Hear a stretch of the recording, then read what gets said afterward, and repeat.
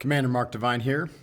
Looking forward to teaching you how to develop resiliency, mental toughness, find your 20x potential. I'm the founder of SEALFit, the author of The Way of the SEAL and Unbeatable Mind, and I've trained thousands of Navy SEALs to succeed in the most demanding training program on earth. Another one that's really cool that really got me thinking is this idea that failure is not an option, right? Now what that really means, it doesn't mean that you can't fail. It means that failing isn't an option. And so when you enter the battle, right, or a mission, you will meet resistance immediately.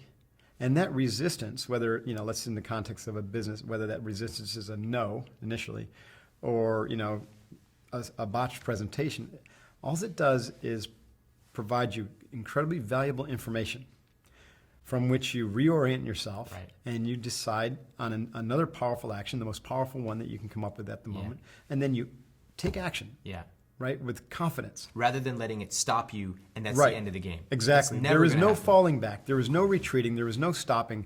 There is resistance. Activate the OODA loop, observe, orient, decide, act. We observe that resistance, how it influences us and our team and our approach to the mission.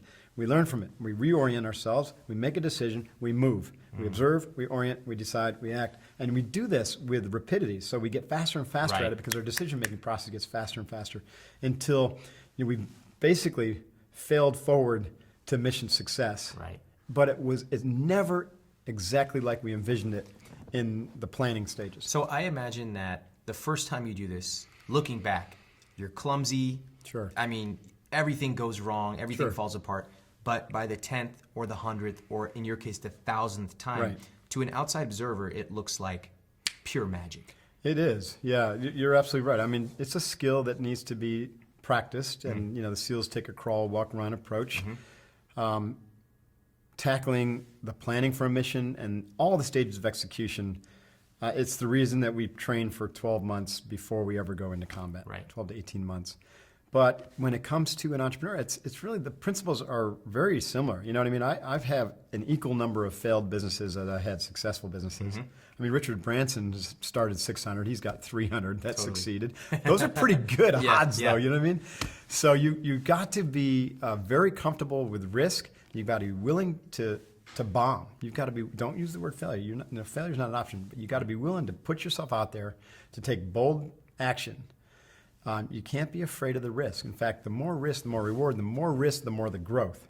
Right. Right. And one of the reasons that SEALs are so damn successful is the risk level of what they take on is just super high. Yeah. And I often tell my trainees, my athletes and the warriors who I train with, and the professionals, could you imagine if you attach that same type of risk or level of risk to the decisions you make for your professional and your personal life?